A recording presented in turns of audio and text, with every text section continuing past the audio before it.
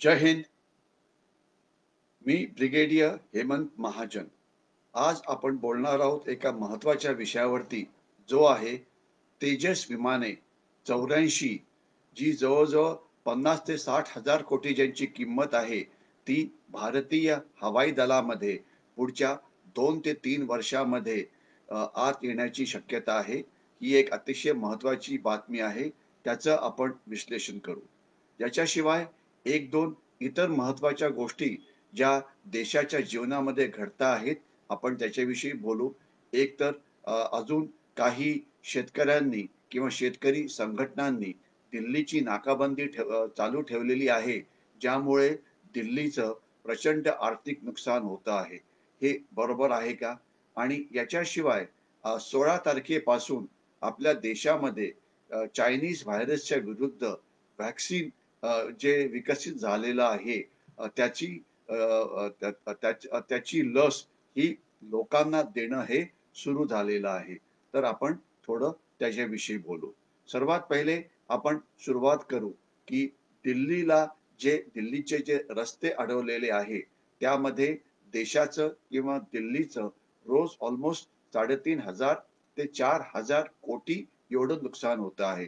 कारण कुठल्याही शहराला लागणाऱ्या ज्या गोष्टी असतात, मग ते धान्य असो, की भाजी असो, की दूध असो, की इतर गोष्टी असो, या शहराच्या बाहेरूनच येतात.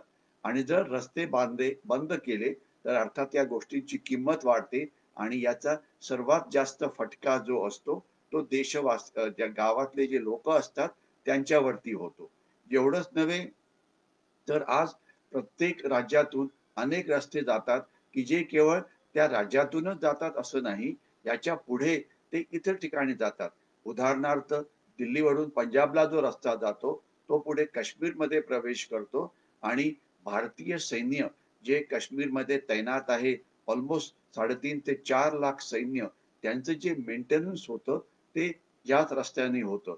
परंतु दुर्दैवाने अनेक दिवसापासून आता अल्मोस्ट 7 किंवा 8 आठवडे झालेले आहे, ज्यामध्ये अ, अ, हे सगळे रस्ते बंद केलेले आहे आणि भारतीय सैन्याला सुद्धा जे काश्मीरमध्ये आहे, जे लडाखमध्ये भारत-चीन सीमेवरती आहे, तिथे मेंटेनन्स करणं हे अतिशय डिफिकल्ट झालेलं आहे.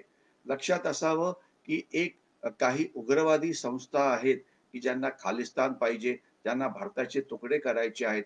यामधल्या अनेक संस्थांनी जे आंदोलन चाललेलं आहे, त्याला अ, अ, त्याला आपला सपोर्ट दिला आहे, पैसा दिला आहे, अशा प्रकारच्या बातम्या वर्तमानपत्रामध्ये येतात आणि ते भारतीय वकिलाती ज्या इतर देशामध्ये आहेत, त्यांच्या विरुद्ध मोठ्या प्रमाणात निदर्शनं करणार आहे.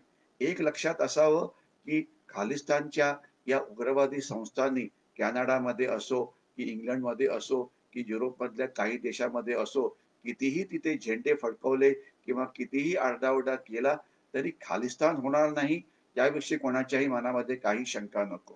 परंतु यामुळे अर्थातच देशाचं नाव बदनाम होतं.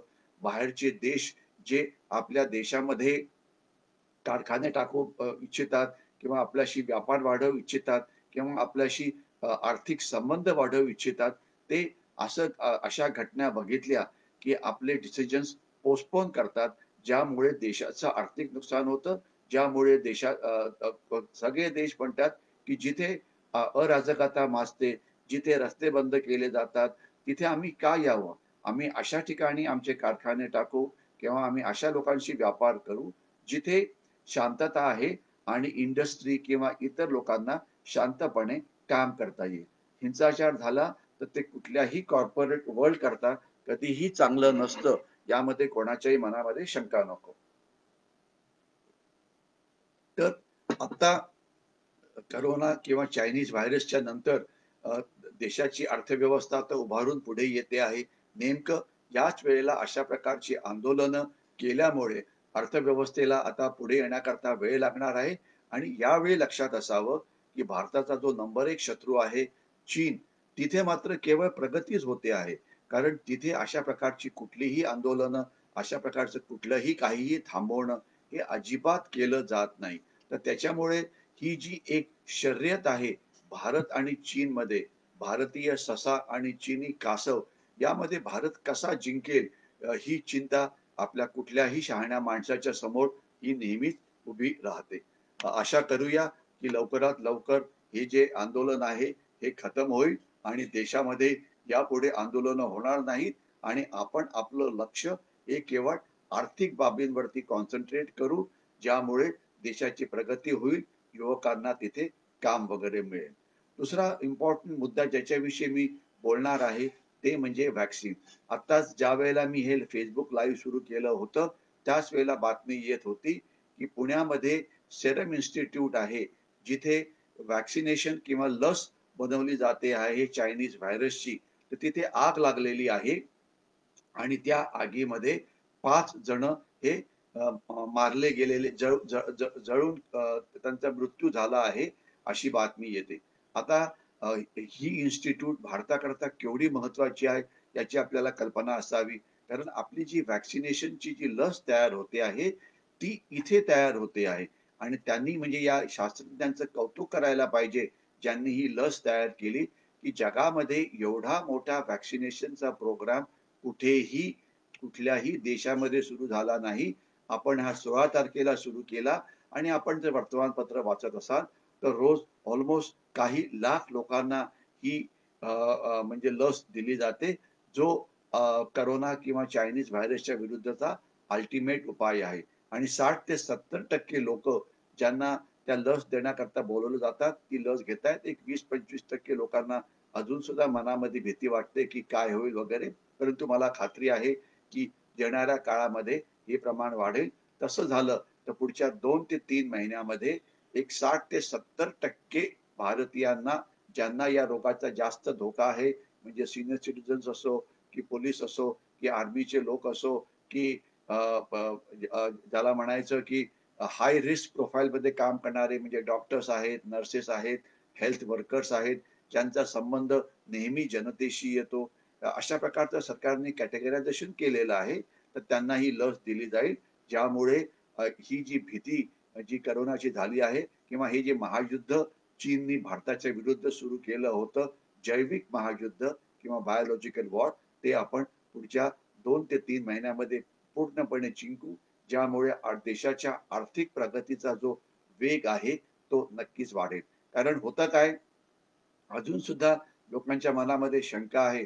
त्याच्यामुळे टुरिझम सेक्टर आहे, लोकांचा बाहेर प्रवास आहे, इतर गावात जाणं आहे, हे सध्या अजून कमी आहे आणि ते आता सगळ्या प्रकारच्या आर्थिक बाबी या व्हायला पाहिजेत, ज्यामुळे देशाच्या प्रगतीला चांगला मोठा हातभार लागेल. आता मी माझ्या मुख्य विषयाकडे येतो, ते म्हणजे तेजस लढाऊ विमानं, ज्यांचा भारतीय हवाई दलामध्ये परिणाम, त्याचं आपण विश्लेषण करू. आपल्याला थोडक्यात माहिती पाहिजे, की भारतीय हवाई दलाकडे फायटर स्क्वॉड्रन्स असतात, ट्रान्सपोर्ट स्क्वॉड्रन्स असतात, हेलिकॉप्टर स्क्वॉड्रन्स असतात. फायटर स्क्वॉड्रनचं काम शत्रूवरती आक्रमक हल्ला करून शत्रूचं नुकसान करण्यामध्ये चीन असो की पाकिस्तान असो. ट्रान्सपोर्ट स्क्वॉड्रनचा वापर अर्थातच सैन्याची वाहतूक करण्याकरता केला जातो आणि हेलिकॉप्टर्स हे वाहतुकीकरता पण वापरले जातात आणि लढाई करता सुद्धा वापरले जातात. तर फायटर स्क्वॉड्रन भारताकडे किती असायला पाहिजे, याचं ज्या वेळेला हवाई दलाने विश्लेषण केलं होतं, त्यावेळेस त्यांचं मत पडलं होतं, की चीन आणि पाकिस्तानशी जर आपल्याला एकत्र लढाई करावी लागली, की जी नक्कीच करावी लागेल, तर त्याकरता आपल्याला 44 फायटर स्क्वॉड्रन्सची गरज आहे. एका फायटर स्क्वॉड्रनमध्ये 16 ते 18 विमानं असतात आणि ही विमानं अतिशय महागडी असतात. आता उदाहरणार्थ किंमत जर सांगायची म्हटली, तर राफेल विमानाची किंमत ही जवळ-जवळ 1500 ते 1600 कोटी इतकी होते. तेजसची किंमत ही 400 ते 500 कोटी असेल, असा एक अंदाज आहे. तर आज भारताच्या फायटर स्क्वॉड्रनची संख्या किती आहे? तर थोडक्यात उत्तर असं आहे, की सध्या आपल्याकडे फक्त 30 फायटर स्क्वॉड्रन आहेत. म्हणजे आपल्याकडे 14 फायटर स्क्वॉड्रन्स ही कमी आहेत. आणि जी फायटर स्क्वॉड्रन्स आहेत, त्यांचे नेमकं कॉम्पोझिशन काय, की तिथे कुठली विमानं आहेत आणि ती अत्याधुनिक आहेत की नाही? तर त्याचं विश्लेषण अशा प्रकारे आहे. 10 स्क्वॉड्रन्स म्हणजे 1/3 विमानं ही आपली मिग सीरीजची आहे. मिग 21, मिग 23, मिग 25, मिग 29 वगैरे आणि ही अतिशय जुनाट झालेली विमानं आहे. भारत सोडून कुठलाही देश ही विमानं वापरत नाही. उरलेली त्यानंतरची अजून 10 स्क्वॉड्रन्स जी आहे ती मिराज आणि जग्वार या विमानांची आहे. मिराज आणि जग्वार विमानं यांना सुद्धा 30 ते 40 वर्ष झालेली आहेत आणि फारच कमी देश आहेत की जे हे वापरतायत. परंतु आपण यांच्या वेगवेगळ्या भागांचं आधुनिकीकरण करून आपण यांचं आयुष्य हे वाढवतोय. आपल्याला थोडक्यात कल्पना असावी की मिराजचे किंवा याचे पार्ट्स हे पुरेसे मिळत नसल्यामुळे काही मिराज विमानं, काही जग्वार विमानं जी म्युझियममध्ये ठेवलेली होती. मी रिपीट करतो, फ्रान्समध्ये ही म्युझियममध्ये ठेवली होती. त्यामधून आपण पार्ट्स काढलेले आहेत आणि ते पार्ट्स आपण आपल्या विमानांकरता विमानांकरता वापरतो आहे. म्हणजे ही सुद्धा विमानं म्हणजे ही सुद्धा जुनाट आहेत आणि पुढच्या 5-10 वर्षामध्ये यांची सुद्धा आपल्याला बदली करावी लागेल. सगळ्यात जी आधुनिक विमानं जी भारताकडे आहेत ती आहेत सुखाई विमानं. रिपीट करतो मी, सुखाई विमानं त्यांच्या 10 स्क्वॉड्रन्स आपल्याकडे आहे. ही नक्कीच चांगली विमानं आहे. हवाई दल याच्याविषयी खुश आहे आणि ही चांगल्या पद्धतीने काम करतायत. परंतु जे ॲक्सिडेंट रेट्स होतात, जी विमानं हवेतून खाली पडतात अनेक कारणामुळे, त्यामुळे यांची पण संख्या ही कमी झालेली आहे. आपण जर वर्तमानपत्रामध्ये वाचलं असेल, तर आपल्याला माहिती आहे, आपण 30 ते 35 अजून सुखोई विमानं ही रशियाकडनं घेणार आहोत. कारण आपले दरवर्षी काही विमानांचा ॲक्सिडेंट होतो आणि विमानाचा ॲक्सिडेंट झाला, की ती खालती पडणार आणि त्यामध्ये ती बरबाद होणार. तर ही जी अशा प्रकारची ॲक्सिडेंट होऊन कमी झालेली जी विमानांची संख्या आहे, त्याची बदली आपण रशियाकडनं करायचा प्रयत्न करतो आहे. तर आणि आपल्याला लक्षात असावं, की ही जी विमानं आहेत सुखोई, ही सुखोई जी विमानं आहेत, काही विमानं ही रशियाकडनं डायरेक्टली आपल्याकडे आली होती आणि काही विमानं ही हिंदुस्तान एरोनॉटिक्स लिमिटेडनी भारतामध्ये बनवली होती आणि दुर्दैवाने HAL म्हणजे हिंदुस्तान एरोनॉटिक्स लिमिटेडनी जी भारतात विमानं जी बनवली होती, त्याचा ॲक्सिडेंट रेट हा थोडा जास्त होता.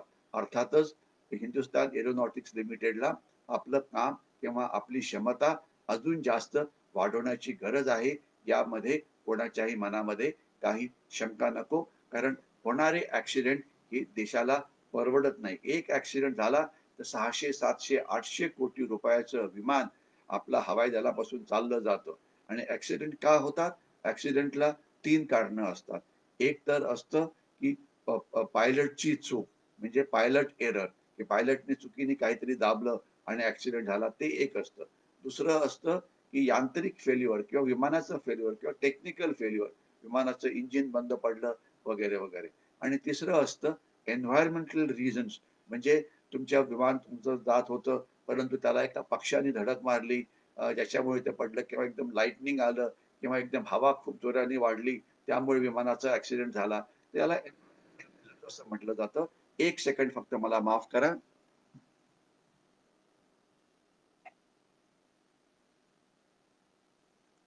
बॅटरीचं डिस्चार्ज होत होतं, त्याच्यामुळे मला मध्ये ब्रेक करावा लागला. रुकावट केली, खेद आहे. तर एन्व्हायर्नमेंटल रिझन्समुळे. तर आज एन्व्हायर्नमेंटल रिझन्सच्या ॲक्सिडेंट विषयी आपण काहीच करू शकत नाही. जी तांत्रिक फेल्युअर्स असतात, त्यामध्ये आपल्याला आपला जो दर्जा आहे मेंटेनन्सचा तो वाढवला, तर त्याच्यामुळे ती कारणे कमी होतील. आणि सर्वात महत्त्वाचं पायलटची चूक. पायलटची चूक होऊ नये म्हणून पायलटला जी विमानं जी जेट ट्रेनर्स लागतात त्याची आपल्याकडे कमी आहे. जे जेट ट्रेनर्स सुद्धा 3 प्रकारची असतात. एक तर बेसिक ट्रेनर, जिथे नुसतं ते विमान कसं उडवायचं शिकवलं जातं. मग त्याच्यानंतर जेट ट्रेनर, ज्यामध्ये अजून पुढचा भाग शिकवला जातो आणि त्यानंतर तुम्ही ॲक्चुअल विमानावरती ट्रेनिंग करण्याकरता येतात. तर आपल्याकडे सध्या जी ॲडव्हान्स जेट ट्रेनर्स आहे त्यांची अजून सुद्धा कमी आहे.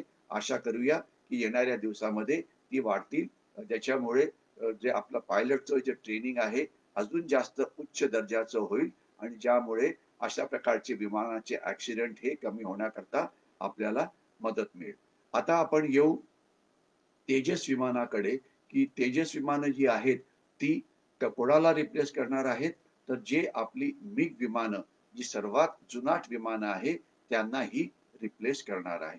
तर मग ही अर्थातच ही विमानं भारतामध्ये बनत आहेत. हिंदुस्तान एरोनॉटिक्समध्ये बनत आहेत.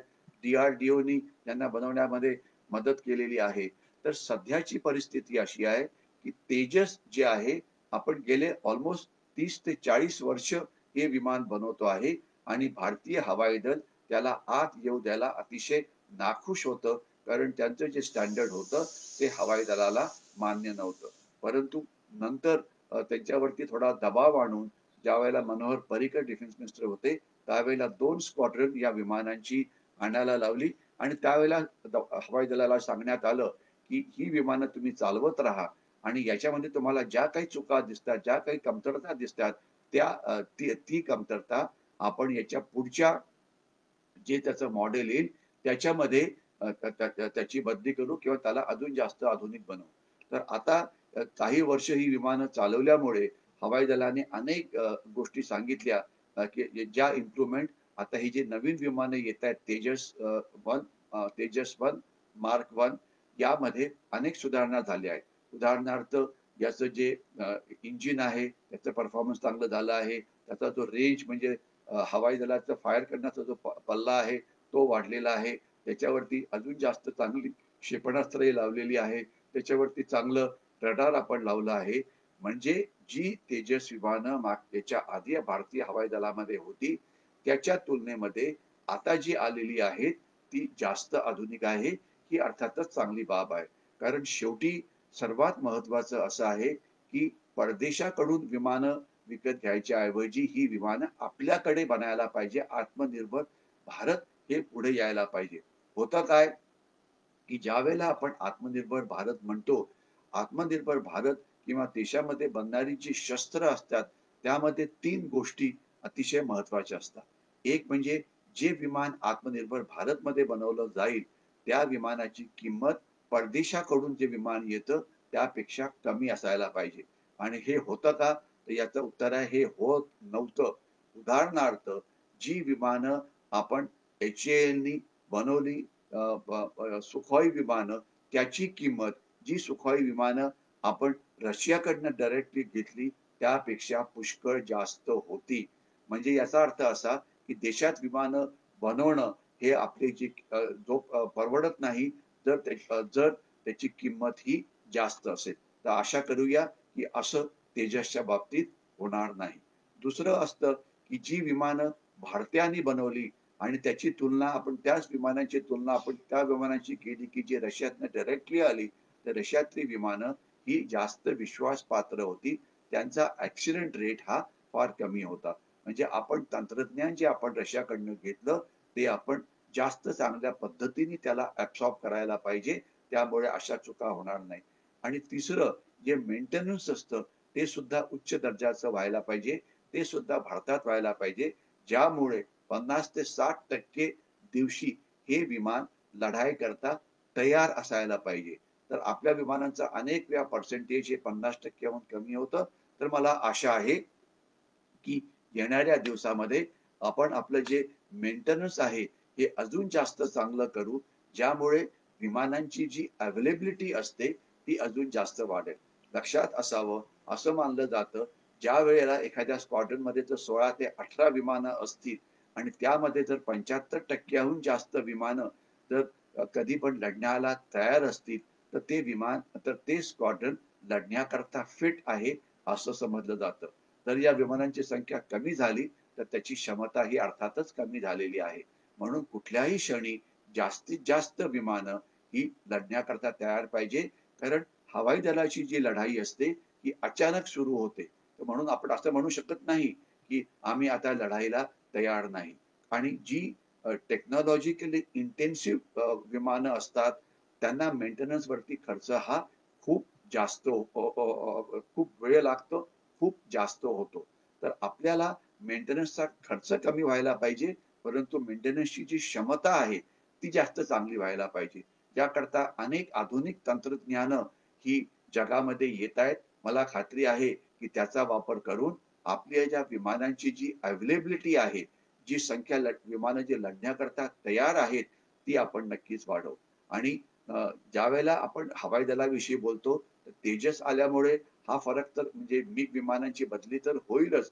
फक्त एक मुख्य त्यामध्ये प्रॉब्लेम असा आहे, की सध्या जे HAL आहे ते फक्त 8 विमानं प्रत्येक वर्षी बनवू शकतं आणि आता असं म्हटलं जात आहे, की ते आता त्याची संख्या 8 वरून 16 वरती नेणार आहे. म्हणजे 16 विमानं ही प्रत्येक वर्षी बनण्याची शक्यता आहे. आपल्याला 84 विमानं पाहिजे. जर 16 विमानं जर एका वर्षी जर बनत असतील, तर त्यांचं गणित चांगलं असेल ते सांगू शकतील, की आपल्याला या विमानांची संख्या पूर्ण करण्याकरता कमीत कमी 4 ते 5 वर्ष किंवा त्याच्याहून सुद्धा जास्त वेळ लागेल. याच्यावरनं आपल्याला कल्पना यावी, की कुठलंही नुसतं म्हटलं, की शस्त्र आम्ही आणणार आहोत, तर ते शस्त्र लगेच येत नाही. ते यायला वेळ लागतो आणि खास तर हवाई दलाची विमानं आपण आज जरी म्हटले, की यावं, तरी पण याला किती वेळ लागतो, हे आपल्याला तेजसच्या उदाहरणावरून कळावं.